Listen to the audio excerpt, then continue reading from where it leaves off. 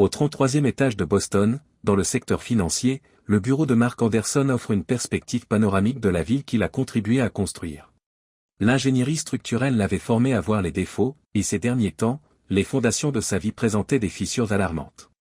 15 années de travail lui avaient aussi appris cela. En examinant les derniers relevés de cartes de crédit de Sarah, il a constaté que les déjeuners d'affaires à Bastille Kitchen étaient de moins en moins nombreux. Même pour des réunions avec des clients, plus de $300 pour un déjeuner lui paraissait exorbitant. Oh, Sarah a toujours été économe de ses dépenses, enregistrant soigneusement chaque contact avec un client pour les archives de sa société de relations publiques. Monsieur Anderson, dit son assistante à l'interphone, les entrepreneurs du site du Berkshire sont là. Mark ferma la fenêtre de son navigateur et afficha une expression neutre. Faites-les entrer. 3 ouvriers, sous la direction de Mike Reeves, leur contremaître, commencèrent à parler des poutres de soutien en entrant. Reeves commença à mélanger des papiers avec inquiétude. Nous avons dû modifier certains des plans originaux, dit-il. Mark se penche en arrière et examine les yeux détournés de l'homme. Des changements qui ont ajouté $40 000 à notre budget, demanda-t-il. Les coûts des matériaux ont augmenté, avec les spécifications, Monsieur Mitchell. James Mitchell est un agent immobilier, dit Mark, sa voix portant le genre de puissance contenue qui amène les autres à se redresser automatiquement. Il ne fournit pas de directives structurelles, c'est ma responsabilité. Reeves promet un devis révisé à la fin de la conférence. Néanmoins, Mark en a vu assez. Réputé être l'équipe fiable de James Mitchell, les entrepreneurs avaient essayé 3 raccourcis importants le mois dernier seulement. En tant qu'ingénieur structurel, il avait découvert des problèmes qui auraient pu compromettre la stabilité de l'ensemble de la construction. Ce soir-là, Mark se rendit à leur maison de Beacon Hill au lieu de rentrer chez lui. Urgence avec le comte Carlton. Ne m'attends pas. Je t'aime, le message de Sarah était attendu. Maintenant, la maison semblait différente, avec des souvenirs dans chaque pièce. Sarah s'était-elle moquée de lui depuis le début? Se demandait-il. Sa récente passion pour la rénovation avait-elle été un entraînement pour que quelqu'un d'autre s'approprie sa maison? Mark commença la corvée qu'il avait reportée dans son bureau, trier des années de documents. Après l'embauche d'une organisatrice professionnelle le mois dernier, Sarah s'était montrée étrangement exigeante à l'égard du nettoyage des débris. Il aperçoit d'abord le volume relié en cuir. Celui-ci n'avait pas d'étiquette au dos, contrairement à ses cahiers d'ingénieur. Comme pour sa pratique quotidienne du yoga, Sarah avait toujours gardé son journal actuel dans le tiroir de sa table de nuit, par souci de cohérence. Retrouver un ancien journal caché parmi ses mémoires d'étudiant, c'était comme découvrir un point porteur mal calculé dans un plan. Ses souvenirs correspondaient aux premières entrées. 15 septembre 2020, Mark m'a donné des billets pour Hamilton ce soir, à l'improviste. J'ai pensé à combien j'avais envie de le voir. J'ai parfois du mal à croire à la chance que j'ai. Il planifie notre avenir et est constamment en avance. Alors que la plupart des hommes auraient gaspillé leur richesse pour eux-mêmes, celle de Mark a été entièrement consacrée à nos aspirations. 2 ans plus tard, le changement s'est opéré. Première rencontre avec James Mitchell sur les maisons de vacances prévues pour le 15 avril 2022. Tout ce qui manque à Mark aujourd'hui, spontanéité, passion, vie. Ses doigts ont effleuré les miens lorsqu'il m'a montré les maisons au bord de l'eau, et j'ai ressenti plus de choses en cet instant qu'au cours des années de conception méticuleuse de Mark. S'interroger sur le danger. Les entrées deviennent plus fréquentes et plus approfondies. Le 3 mai 2022, James me connaît d'une manière que Mark n'aurait jamais pu connaître. Nous sommes restés dans notre salle à manger privée au Les Blear aujourd'hui pendant des heures à discuter d'aspiration et d'évasion. Pensez-vous que je gaspille mon don d'épouse obéissante? Nous pourrions créer un empire avec ses contacts dans l'immobilier et mes talents de relations publiques. 20 juin 2022, nos rencontres seraient idéales au chalet du lac de David. Il a été très utile pour préserver notre secret. Il a toujours trouvé que Mark était trop obnubilé par sa carrière et trop austère. Notre refuge est maintenant la maison du lac. James apporte du champagne et, en regardant le coucher de soleil, nous décidons de notre avenir. Les doigts de Mark se resserrent sur l'agenda tandis qu'il lit les arrangements complexes orchestrés par Emma, la sœur de Sarah, les rendez-vous du week-end déguisés en crise de clients. 12 août 2023, Emma a été fantastique. Elle enregistre tout ce qui pourrait étayer le divorce. Chaque fois que Mark travaille tard, chaque débat financier. Elle est en train d'en faire le tour, Mark, le conjoint fiscalement austère et obsédé par sa carrière, sous contrôle. Elle est en contact avec les plus grands cerveaux juridiques depuis qu'elle a travaillé comme avocate stagiaire chez Harrison et Pike. L'associé principal, Thomas, est une vieille connaissance de Mark depuis l'université. L'ironie de son soutien involontaire à notre cause est fantastique. Son sang s'est refroidi à la lecture de l'entrée suivante. Première en mars 2024, notre miracle est la maison Berkshire. Mark croit qu'il est en train de créer notre maison idéale avec ses économies et son héritage pour marquer la surprise d'un anniversaire à 850 000 $. Il ne sait pas qu'il finance notre escapade. James a déjà prévu des acheteurs pour sa maison et David l'aide à remplir les formalités administratives. Les entrepreneurs facturent des suppléments et prélèvent suffisamment d'argent pour couvrir nos dépenses initiales. Encore quelques mois de bons et loyaux services de la part de notre épouse. Un coup a interrompu sa lecture. Salut l'ami, j'ai pensé que j'allais voir où en étaient les plans de la maison. David Williams se tient dans l'entrée, un restaurateur sûr de lui dans son beau costume. 15 ans d'amitié, de divorce, de faillite d'entreprise, de décès familiaux, et maintenant ce beau moment. Je suis Mark, poursuit-il en désignant une chaise, j'étais en train d'examiner les devis des entrepreneurs que vous m'avez recommandés. David desserra sa cravate et s'installa. Tout est en ordre? Mark dit, intéressant choix de mots, tout en gardant sa voix calme. Les spécifications des poutres de soutien semblent artistiques. Les coûts de construction sont fous de nos jours. David haussa les épaules, puis ses yeux se portèrent sur l'agenda posé sur le bureau de Mark. Sarah m'a dit que tu travaillerais tard. J'ai pensé que tu voudrais faire une pause. La maison du lac est toujours ouverte pour toi. Quelle générosité, dit Mark en s'arrêtant brièvement. J'ai entendu dire qu'elle était plutôt populaire ces derniers temps. Le visage de David montra une pointe d'inquiétude. Un entretien régulier, vous connaissez l'ancienneté des propriétés. Mark se dirige vers sa fenêtre et répond, oui, je le sais. Tout peut s'effondrer à cause d'une seule fissure, d'une seule faiblesse, les fondations sont vitales. David s'est excusé et est parti peu de temps après, son assurance normale clairement perturbée. Emma, la sœur de Sarah, avait organisé un dîner en l'honneur de sa prochaine promotion en tant qu'associé junior chez Harrison et Pike ce soir-là. Mark regarda le spectacle se dérouler autour de lui. Emma, brillante dans ses vêtements d'affaires de marque, enregistrait discrètement chaque fois qu'il consultait son téléphone professionnel. Mark, tu devrais être fier de la maison Berkshire, demanda-t-elle. C'est un si gros investissement. Sarah dit que vous avez été assez précis sur le budget. Sarah lui tapota gentiment le bras avec une sympathie entraînée. Chérie, tu n'as pas touché à ton vin. Tout va bien au travail? Il la regarde attraper son verre et sa main effleurait celle de James Mitchell.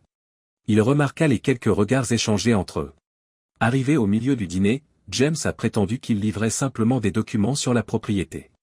Son bronzage semblait neuf, probablement en raison d'une conférence de presse qui s'était tenue sur la propriété lacustre de David et à laquelle Sarah avait prétendu avoir assisté le week-end. Levant son verre, Mark dit, tout va bien. Il faut juste penser à l'avenir et au nouveau départ. Aucun d'entre eux n'a compris ce que le toast signifiait réellement, ils ont tous fait teinter leur verre. Secret, complot, trahison, le journal dans sa valise avait ses secrets. Mais Mark Anderson transportait quelque chose de bien plus précieux, l'élément de surprise. Plus tard dans la soirée, Mark passa 2 appels après le départ de Sarah, prétextant une autre urgence en matière de relations publiques. Angela Chin, une jury comptable avec laquelle il avait travaillé sur des enquêtes de fraude immobilière, fut la première. Le second était Michael Zhang, son copain d'université devenu expert en cybersécurité. Sarah, James, David, Emma, ils avaient élaboré leur stratégie en supposant que Mark était trop concentré sur son travail pour le voir. Ils n'avaient jamais pensé que le même esprit analytique qui soulignait les erreurs dans les plans de construction voyait les fractures dans leur plan idéal. Leur erreur n'a pas été de le trahir. Ils l'ont sous-estimé, ce qui était une erreur. Mark regarda fixement la ligne d'horizon de Boston, son reflet net et précis dans le verre. Demain, la démolition commencera.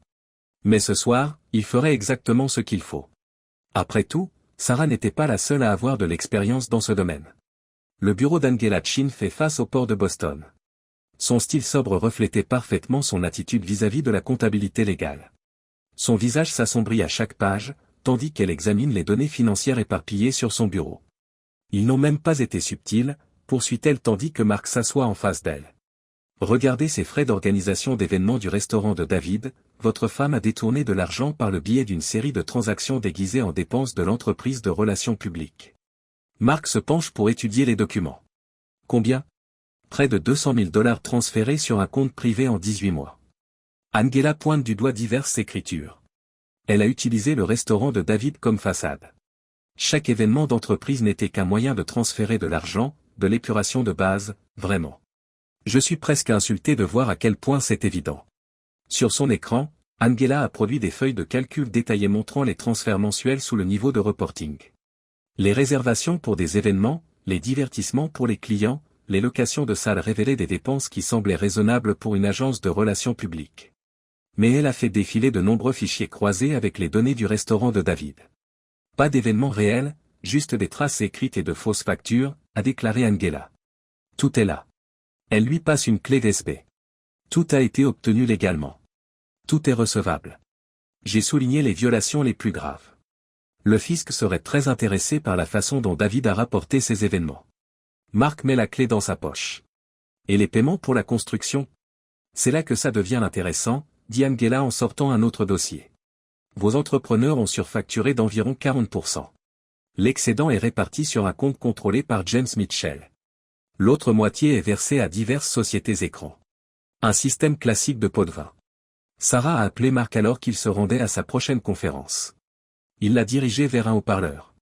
Chérie, Emma prépare une fête surprise pour Thomas le mois prochain. Pourrais-tu transférer 10 000 € sur notre compte commun? Je veux participer aux dépenses, car il a été un ami formidable. Mark saisit plus fermement le volant. 10 000 pour une fête. Tu connais Thomas. Il n'y a que le meilleur. Et après tout ce qu'il a fait pour nous. Mark garda une voix calme, bien sûr. Je m'en occupe. La société de cybersécurité de Michael Jang a loué un entrepôt converti à Cambridge. D'un hacker de dortoir, son ancien camarade de chambre à l'université était devenu l'un des plus grands experts en sécurité numérique de Boston. Tu ne vas pas aimer ce que j'ai trouvé, remarque Michael en guidant Mark dans une pièce sécurisée. Il saisit des captures d'écran sur un grand moniteur. Ta femme a été très occupée. Un compte email séparé, une messagerie cryptée, une documentation détaillée sur vos biens. Elle a tout partagé avec James. Les relevés bancaires, le portefeuille d'investissement, les évaluations des propriétés de Léo. Ils ont des feuilles de calcul qui suivent votre emploi du temps, vos déplacements, et même votre programme de gym. Mark insiste, montrez-moi. Michael ouvre plusieurs dossiers. Tout est là. Des courriels, des messages, des documents partagés. Sarah a photographié des documents financiers et les a envoyés à James via des canaux cryptés. Ils ont planifié cela depuis près de 2 ans. Et lui? Son application? C'est le vrai prix, dit Michael en sortant un autre dossier. J'ai trouvé ça dans le stockage de Cirrus Cloud. Emma a monté un dossier contre vous depuis des mois. Regardez ces rapports d'incidence, des conversations normales déformées pour paraître contrôlantes. Des discussions financières de routine dépeintes comme des abus. Il a feuilleté les dossiers. Elle a des témoignages de David sur votre comportement agressif dans son restaurant, des disputes sur l'argent, des accusations de contrôle financier, le tout soigneusement daté, documenté et totalement inventé. Pouvez-vous obtenir les dossiers professionnels de James? Le sourire de Michael est apparu comme prédateur. C'est déjà fait. J'ai trouvé des communications intéressantes avec ses entrepreneurs. J'ai aussi découvert qu'il utilisait la base de données des clients de son entreprise pour identifier des propriétés possibles pour leur future entreprise. Tout à fait illégal. Tout est documenté, tout est en règle, tout a été obtenu par des voies légales, compte partagé, appareil commun, stockage en nuage auquel vous aviez accès. Rien qui ne puisse être utilisé devant un tribunal ou envoyé aux autorités de régulation. Mark a travaillé toute la semaine suivante pour rassembler des preuves. Il a produit une documentation complète sur les transgressions éthiques de James, sous-évaluation des comparaisons de propriétés, pots de vin aux entrepreneurs, abus d'informations sur les clients. Chaque document est soigneusement classé, chaque accusation est étayée par des données vérifiables. Un matin, Sarah a fait état d'un client qui nécessitait son attention rapide. Sur le plan juridique, Mark a suivi les allées et venues de son téléphone jusqu'à la propriété lacustre de David grâce aux caméras de sécurité auxquelles Michael avait accès, un fait que Sarah avait négligé, en tant que copropriétaire de la société. Cet après-midi-là, il a vu David préparer des reçus fictifs pour l'organisation d'événements. En plus de la documentation jointe sur les activités malhonnêtes de l'équipe de construction et d'une plainte auprès de la Commission des entrepreneurs de l'État, Mark a envoyé par courriel des rapports anonymes à la Commission immobilière de l'État et au comité d'éthique de l'entreprise de James. Une semaine plus tard, Emma déménagea et organisa un déjeuner pour parler de ses inquiétudes concernant ses actions. Elle commença, son inquiétude professionnelle étant presque convaincante, en tant que belle-sœur et avocate, je me sens obligée de parler de certains comportements que j'ai remarqués. Mark a légitimement activé l'application d'enregistrement de son téléphone puisqu'ils étaient en public. De quelle tendance s'agit-il, demande-t-il. Sarah a mis l'accent sur les contraintes financières de David. Elle m'a informé de certaines actions inquiétantes qui se sont produites dans son restaurant, remarque Emma. La voix de Mark était ferme. Comme les rapports d'incidents que vous avez rédigés ou les déclarations de témoins que vous avez recueillies auprès de David concernant des incidents qui n'ont jamais eu lieu. Le masque professionnel d'Emma a glissé. Je ne suis pas sûr de comprendre ce que vous voulez dire. Mark sortit un dossier et poursuivit, je suppose que c'est le cas. En fait, j'ai des copies de tout, vos rapports détaillés, votre récit habilement écrit, votre correspondance avec Sarah concernant l'ouverture d'un procès en divorce. Une lecture fascinante. Ce sont des documents confidentiels. Le sourire de Mark est glacial. Pas lorsqu'il s'agit de preuves fabriquées stockées sur des comptes cloud partagés, dit-il. Comment pensez-vous que Harrison et Pike réagiraient à la preuve que leur nouveau partenaire junior produit de fausses preuves? Qui serait vu par l'ordre des avocats? Le visage d'Emma s'assombrit. Vous n'oseriez pas. Ce matin, j'ai également envoyé des copies à Thomas. Il est probablement en train de les étudier, mettant en balance la nécessité de préserver la réputation de son entreprise et la vôtre. Son téléphone a sonné, le nom de Thomas est affiché à l'écran, Mark l'a laissé bouche bée, son avenir soigneusement construit s'effondrant autour d'elle. Ce soir-là, Sarah se montre particulièrement attentive. Tu as l'air stressée, ma chérie. Le projet de la maison de vacances te pèse? Je pense juste à l'avenir, répond Mark, qui la voit tapoter une note à James sous la table. Tout se passera parfaitement, murmura-t-elle, son sourire n'atteignant pas ses yeux. Fais-moi confiance. Mark lui faisait confiance, son défaut fatal était sa conviction totale qu'elle était la personne la plus intelligente de la pièce, pas son infidélité ou son égoïsme. Son incapacité totale à l'imaginer autrement que comme le mari prévisible et digne de confiance qu'elle avait épousé. Emma était assise dans la salle de conférence alors que Tom a convoqué une réunion d'urgence chez Harrison & Pike le lendemain. Sa carrière juridique était en train de s'effondrer alors que les principaux associés se penchaient sur sa mauvaise conduite. Elle objecta, c'est une erreur, ajoutant que ces documents ont été sortis de leur contexte. Thomas l'a interrompu, il n'y a pas de contexte, demandant, où est-il acceptable de fabriquer des preuves? L'association du barreau a été notifiée. Nettoyez votre lieu de travail. James Mitchell passait une journée tout aussi terrible. Les preuves étaient claires, manipulation de biens, pot de vin à des entrepreneurs, vol de données sur des clients. Le comité d'éthique de son entreprise l'a convoqué pour une évaluation d'urgence. C'est de la folie, dit-il. Je suis votre agent principal. Son directeur lui a répondu, en glissant un coup d'œil sur les documents de suspension, plus maintenant, a déclaré le Conseil d'État, qui enquête. Nous sommes coupés les uns des autres.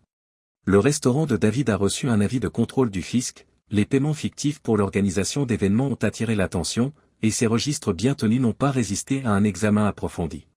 Sarah est restée aveugle, persuadée que son plan d'évasion sans faille tenait la route. Elle a manqué la documentation méticuleuse de Mark sur son infidélité financière, elle n'a pas vu toutes ses actions suivies, toutes ses transactions enregistrées. Leur jeu de dupes prenait fin, mais un seul joueur connaissait le score. Toutes les pièces du puzzle étaient en place, dossiers financiers, preuves numériques, documents juridiques. Sarah et ses conspirateurs avaient élaboré leur plan en supposant qu'il était trop confiant pour le remarquer, trop conventionnel pour agir. Ils n'ont jamais pensé que l'esprit qui trouvait des failles dans les plans de construction pouvait aussi voir les faiblesses de leur plan. Leur erreur n'était pas seulement de trahir, mais aussi de sous-estimer l'homme qu'ils avaient trahi. Il était temps de passer à la dernière phase, Mark ferma le rapport et saisit son téléphone. Sarah voulait un plan d'évasion, il lui en fournirait un, mais pas celui qu'elle attendait, le démantèlement était terminé maintenant. Mark Anderson vérifie les derniers documents dans le bureau de son avocat, l'appartement d'angle de Richard Holbrook qui offre une vue sur le secteur financier de Boston, là où tout a commencé. Le soleil matinal scintille sur les gratte-ciel voisins.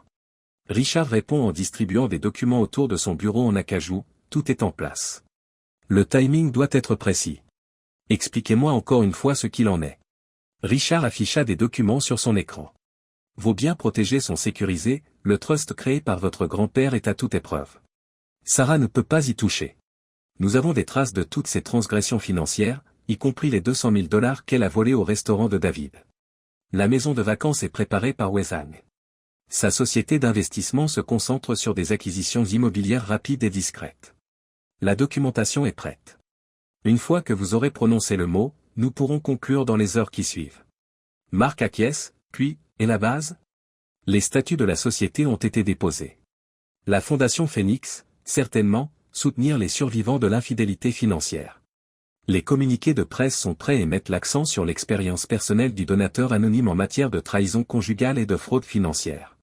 Les médias locaux sont déjà intrigués, car ils apprécient ces histoires d'intérêt humain.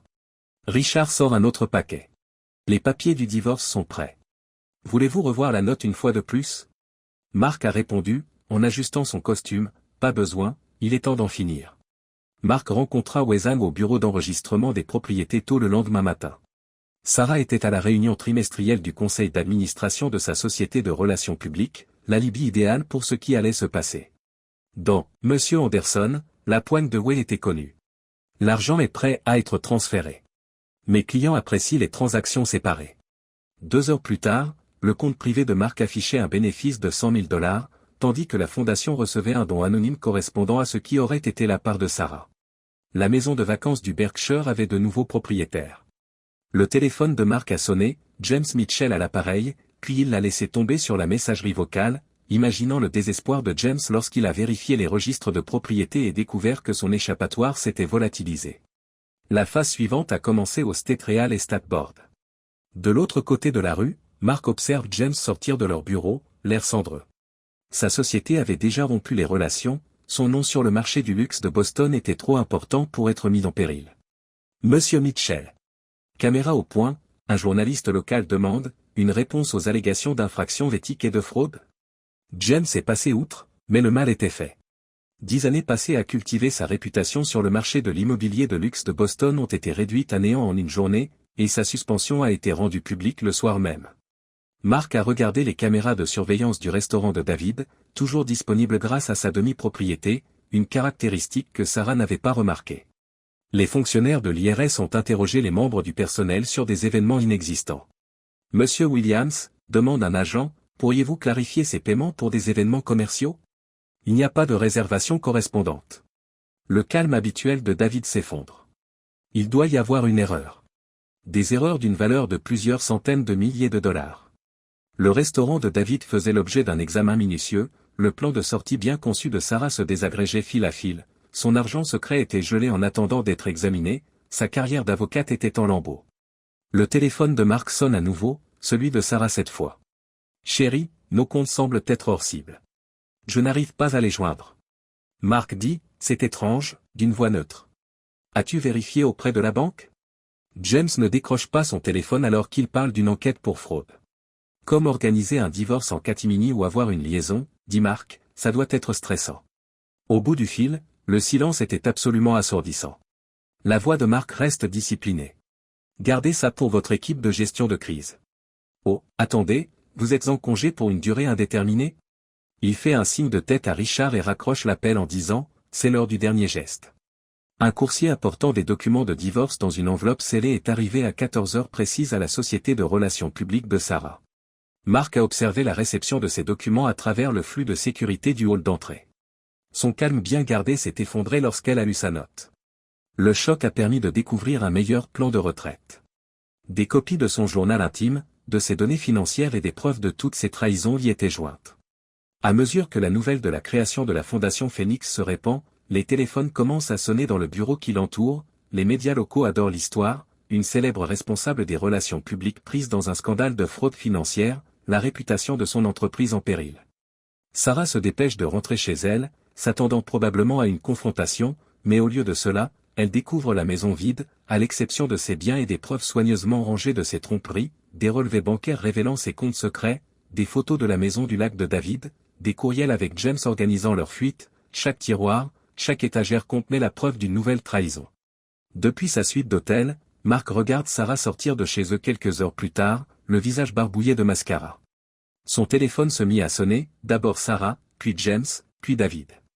Il a bloqué chaque numéro méthodiquement, comme on retire les supports abîmés d'une structure compromise. La presse locale a commencé par annoncer la suspension de James. Leur déclaration était la suivante, l'ironie d'une responsable des relations publiques incapable de gérer sa propre crise n'a pas échappé aux observateurs du secteur. Le premier atelier de la Fondation Phoenix, qui identifiait les signes d'infidélité financière dans les mariages, était déjà complet et un éminent avocat spécialisé dans les divorces y intervenait. Le lendemain, la société de relations publiques de Sarah annonçait qu'elle prenait congé pour une durée indéterminée en raison de problèmes personnels. James risquait la ruine professionnelle, le restaurant de David faisait l'objet d'une enquête, la carrière juridique d'Emma était terminée avant même d'avoir commencé. Mark était assis dans le bureau de Richard et passait en revue les conséquences de ces 40-48 heures, pas de maison, pas d'argent caché, pas de plan d'évasion de l'amant. Tout est prêt pour la phase suivante, demanda Richard. Mark répondit, debout, pas d'étape suivante. Je n'ai pas besoin de les voir souffrir. J'ai juste besoin qu'ils perdent tout ce qu'ils ont essayé de m'arracher. Leur vie malheureuse derrière eux, leurs appels et messages urgents ignorés, il est parti, ils l'ont considéré comme un imbécile, trop confiant pour reconnaître leur trahison, au lieu d'apprendre trop tard qu'une fois rompue, la confiance devient une arme entre de bonnes mains. 3 jours plus tard, Mark s'est installé dans une station de montagne et a regardé la neige tomber derrière sa fenêtre.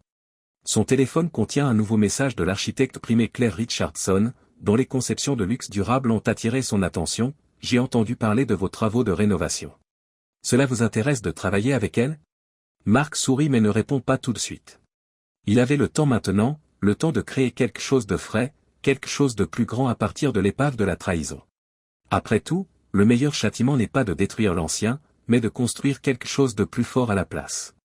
Parfois, Mark se dit que le châtiment idéal ne consiste pas à se venger, mais à prendre de l'avance, à transformer la trahison en opportunité.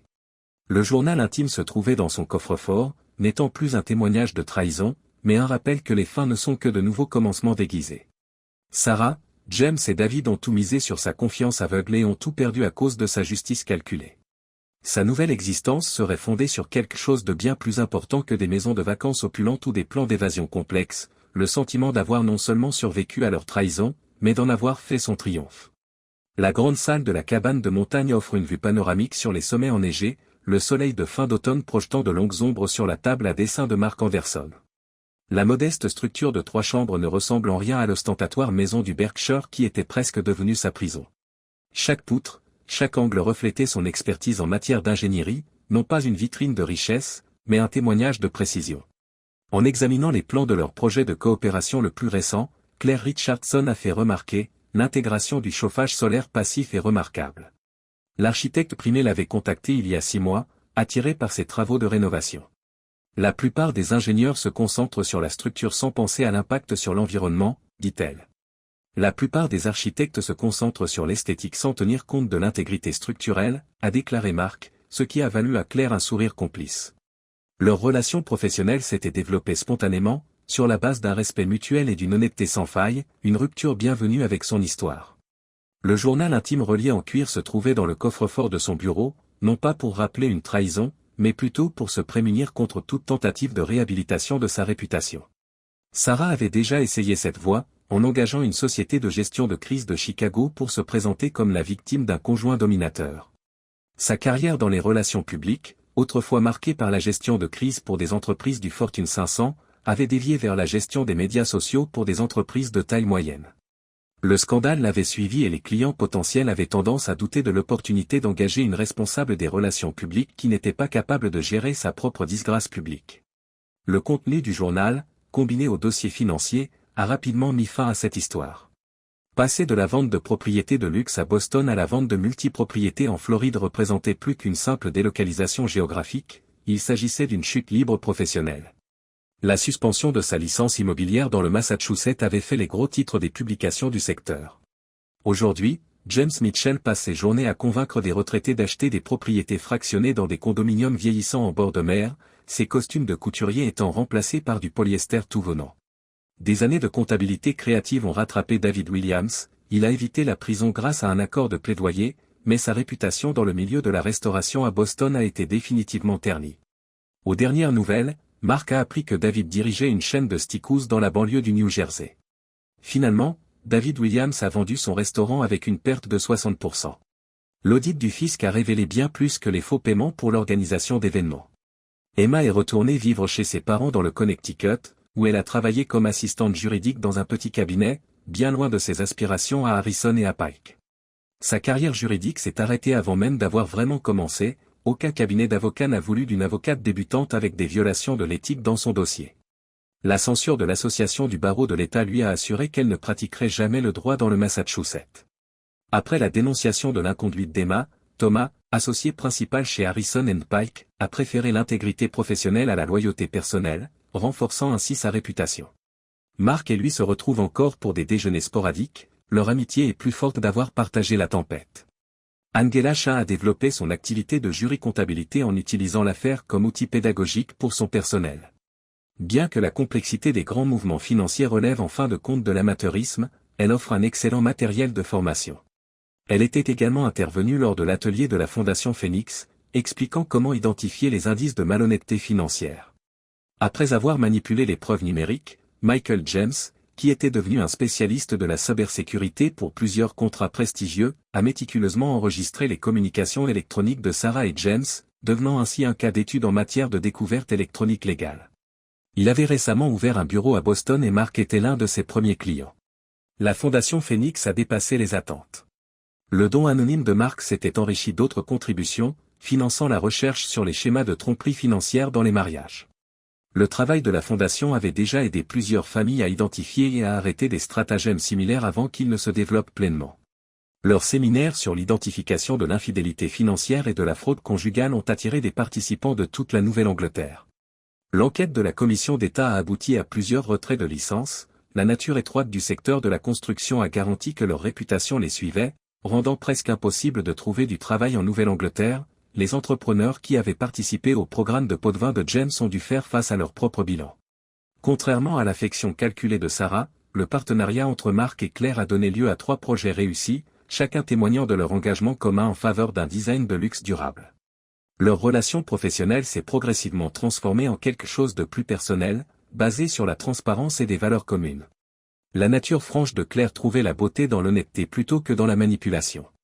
Le journal intime est resté dans son coffre-fort, ses pages lui rappelant que les fins sont parfois des débuts déguisés. Mark avait non seulement survécu à leur trahison, mais il en avait fait la base de quelque chose de bien plus précieux, la connaissance que la meilleure vengeance n'est pas la destruction, mais plutôt la création. Mark avait non seulement survécu à leur trahison, mais il avait aussi construit quelque chose de nouveau, une vie ancrée dans l'honnêteté plutôt que dans la tromperie. Sarah et ses conspirateurs avaient essayé de lui voler son rêve de retraite, mais au lieu de cela, ils lui avaient donné quelque chose d'inestimable, une chance d'en construire un meilleur. Depuis le pont de sa cabine, l'horizon s'étendait à l'infini, clair et dégagé de tout mensonge ou manipulation. Sarah et ses conspirateurs avaient appris que la vraie richesse se mesurait à la capacité de dormir sur ses 2 oreilles, sans être dérangé par la tromperie.